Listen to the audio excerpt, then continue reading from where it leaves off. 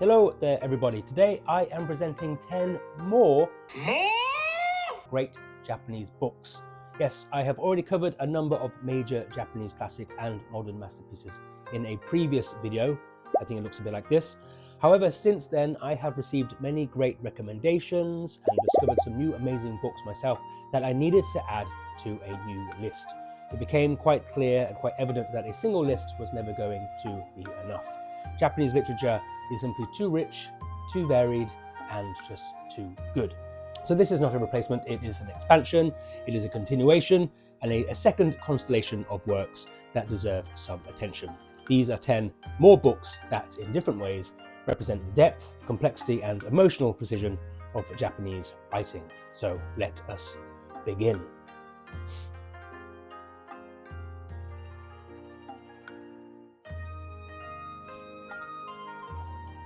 I start with how I left off with Shūsaku Endō, who I ranked as my number one pick in my previous video with his masterpiece Silence. I have here two more powerful novels from Endō, The Samurai and this one, The Sea and Poison.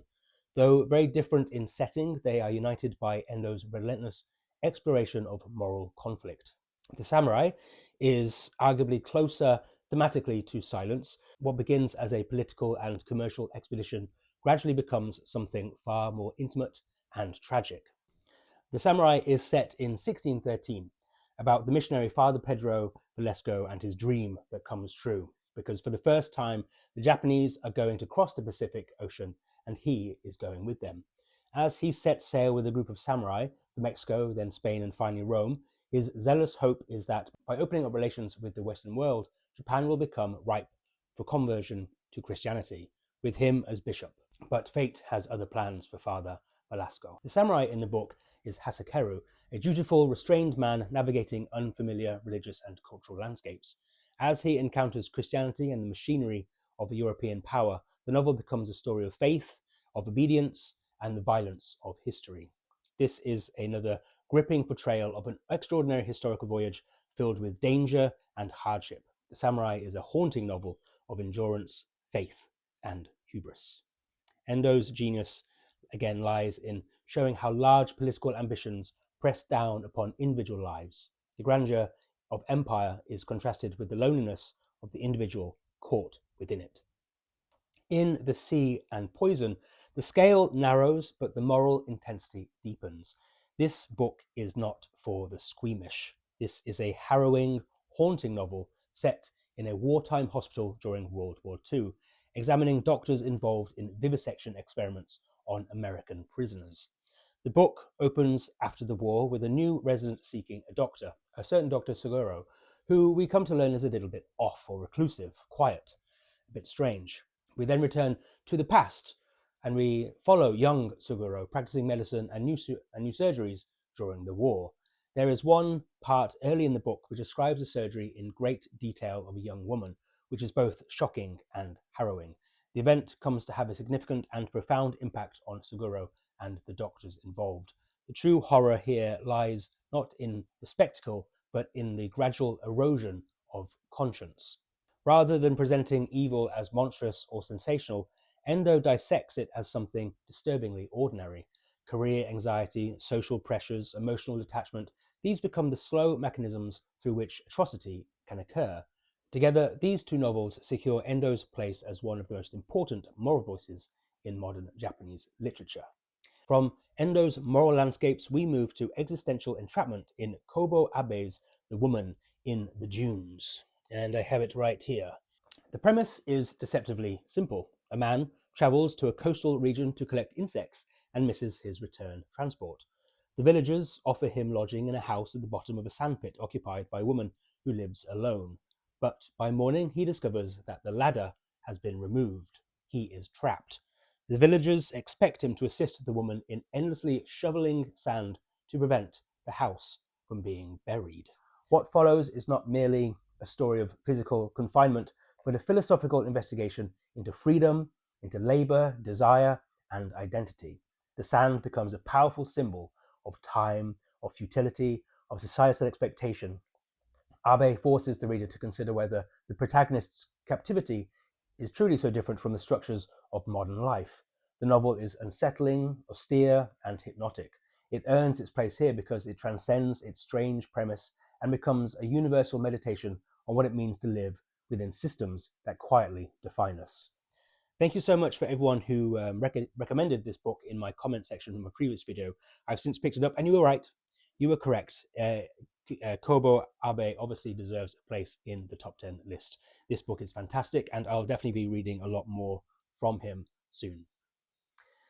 Now we move into contemporary crime fiction at its highest level with Keigo Higashino's The Devotion of Suspect X.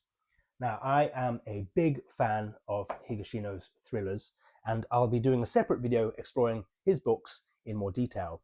This one here was a massive success, justifiably so. The novel opens with an act of violence. A woman kills her abusive ex-husband in a moment of desperation, but her neighbor, Ishigami, a reclusive mathematics teacher of extraordinary brilliance, offers to help her conceal the crime.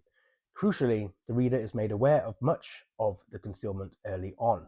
The tension does not derive from who committed the crime, but from how such a crime could possibly go undetected. Opposing Ishigami is a physicist detective of comparable intellectual ability. The narrative becomes a battle of minds, but beneath the intellectual duel lies a profoundly human story about devotion, isolation, and ultimately sacrifice. The title is not ironic. Higashino explores how love, particularly unspoken, unreciprocated love, can become an act of self-annihilation. The emotional revelation at the novel's conclusion reframes everything that precedes it. It is both structurally elegant and deeply tragic. Now, despite looking quite long, it is such a page turner, and the actual text is quite large as well, at least in my copy. And it goes at such a quick pace. There are very compelling twists and turns. You never really quite fully understand what's going on. And despite thinking you've reached the final twist at the end, there is one more massively satisfying twist right at the end, which is very, very clever.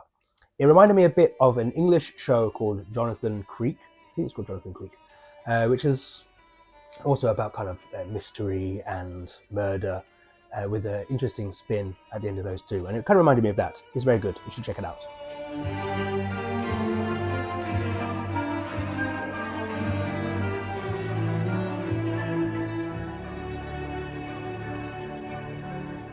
I couldn't resist, I apologize, but I've put in another Seichō Matsumoto book. This one is A Quiet Place. Matsumoto appeared in my previous top 10 video with Tokyo Express and Inspector Imanashi Investigates 2. Brilliant murder mystery novels, tightly woven, very, very satisfying. But this novel is a little bit different. It begins with the sudden death of a man's wife while he is away on business. At first, her death appears accidental, yet as he reviews the circumstances, inconsistencies begin to surface. His grief transforms into suspicion. What he uncovers is not merely a hidden secret, but the unsettling realization that he may not have truly known the person he lived beside. Matsumoto masterfully captures the emotional restraint of post-war Japan, the emphasis on propriety, reputation, and social order. The investigation unfolds gradually, almost methodically, and the psychological tension builds with remarkable precision. This is not sensational crime fiction, it is a study in doubt, alienation, and the fragility of domestic certainty. I'll just read you the summary on the back. So Nao Asai is on a business trip when he hears that his wife Eiko has died of a heart attack. But when he goes to thank the boutique owner who helped Eiko in her last moments, Sueno is perplexed. Why did his shy wife, who only left the house to go to haiku meetings, end up dead in a shady Tokyo neighborhood? And why is there a hotel known to be used by illicit lovers nearby? As the unassuming government bureaucrat digs deeper into his wife's secrets, he begins to suspect that she led a double life, and finds his own meticulously constructed world coming apart. Another great one by Matsumoto. So from modern suspense, we return to the Heian court with Sei Shōnagon's The Pillow Book. Unlike the novels on this list, The Pillow Book is a collection of observations, anecdotes, and reflections written by a court lady in the late 10th and early 11th centuries. It includes famous lists like things that delight, things that irritate, things that make the heart beat faster, as well as vivid descriptions of court life. What makes this work extraordinary is its immediacy. Shōnagon's voice is sharp, perceptive, sometimes witty, sometimes cutting. Through her attention to detail, the colour of robes, the timing of a gesture, the change of seasons, we gain not only historical insight, but access to a living sensibility. It reminds us that the people of a millennium ago experienced beauty, annoyance, ambition, and vulnerability much as we do now. It is both historically invaluable and artistically vibrant. I continue now with Fumiko Enchi's The Waiting Years, a profoundly unsettling examination of gender and duty. This was another book, another author, highly recommended from people from you in my comments that I've since picked up, and it is brilliant. The novel centers on Tomo, the wife of a government official in the late 19th century. She is tasked with finding and installing a concubine for her husband, effectively managing her own displacement. Over time, additional young women enter the household, and Tomo must supervise them while maintaining social decorum. Enchi's narrative does not rely on overt rebellion or dramatic confrontation. Instead, it exposes the quiet endurance expected of women within patriarchal systems. Tomo's internal world, her suppressed desires, her calculations, her restrained resentment, becomes the true heart of the novel. It is an unflinching portrayal of how institutions can normalize emotional sacrifice. Moving now into more contemporary literature, I arrive at Mieko Kawakami's All the Lovers in the Night. The protagonist here, Fumiko, is a freelance proofreader in her 30s who lives a solitary, highly regimented life. Social interaction exhausts her, silence feels safer than intimacy. As the narrative unfolds, we begin to understand that her isolation is not accidental. It is shaped by earlier experiences, by shame, and by vulnerability. Now, the plot moves through tentative friendships and fragile connections, but the true drama is interior. Kawakami writes with extraordinary sensitivity about self-consciousness, longing, and the fear of being seen. The novel captures a distinctly modern form of loneliness, one that exists not in the absence of people, but in the difficulty of emotional proximity. Kawakami has also written some other fantastic works that I encourage you to check out. One is Heaven. Another one is Breasts and Eggs, which confronts reproductive choice with boldness and nuance. And that one and Heaven together, they confirm Kawakami as one of the most significant contemporary voices in Japanese fiction. Next on my list, I have chosen Aoko Matsuda's Where the Wild Ladies Are. This collection reimagines traditional Japanese folk tales, particularly those involving female spirits and wronged women. Matsuda relocates these figures into contemporary settings, granting them agency, humor, sexuality, and complexity. The stories are playful yet incisive.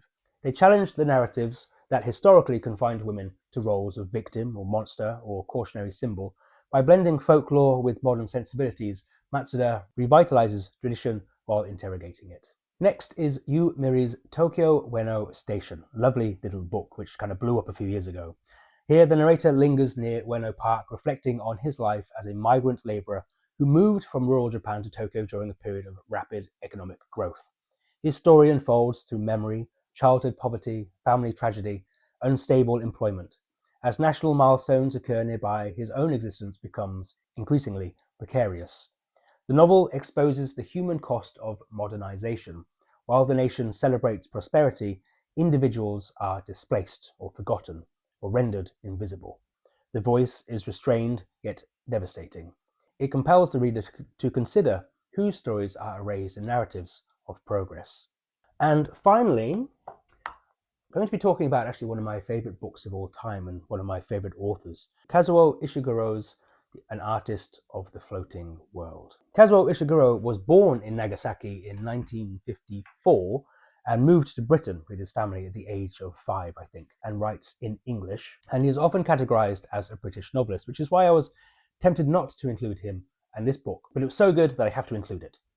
His early work in particular is deeply shaped by Japanese settings, memory, and cultural sensibilities. His novels frequently center on individuals looking back on their lives or attempting often imperfectly to understand their past actions. An Artist of the Floating World is set in Japan in the years immediately following the Second World War. The novel follows Masuji Ono, an aging painter who once enjoyed prestige for producing patriotic artwork that supported Japan's imperial ambitions. Now retired and living with his daughters in society, undergoing rapid reconstruction and ideological change, Ono reflects on his career, his influence, and his place in this transformed nation. The narrative unfolds through Ono's first-person recollections, which are calm, measured, and seemingly reasonable. Yet, as he recounts conversations with former colleagues, negotiations surrounding his daughter's marriage prospects, and memories of his artistic past, subtle inconsistencies begin to emerge. Ono insists on his integrity and downplays his responsibility, but the reader gradually perceives that his art may have played a significant role in promoting wartime nationalism. Younger generations are distancing themselves from the values he once championed, and what was once considered honourable now carries a quiet stigma. Ishiguro portrays a man navigating the delicate terrain between pride and regret, dignity and denial.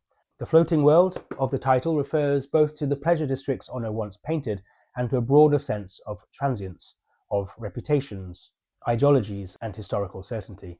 As Japan rebuilds itself, Ono must confront the possibility that his life's work contributed to suffering rather than glory. So there we have it, a new selection of amazing Japanese literature for you to check out. No doubt I'll be making another video with another extension of great Japanese books because, let's be honest, there's just too many to cover. Please let me know if there are any that you love which weren't included in my list today, or any suggestions or recommendations, and I'll be sure to check them out. I look forward to hearing which titles I should check out next. Please, and remember, please, I always get this bit wrong. Blah, blah, blah. I look forward to hearing which titles I should add next. Thank you.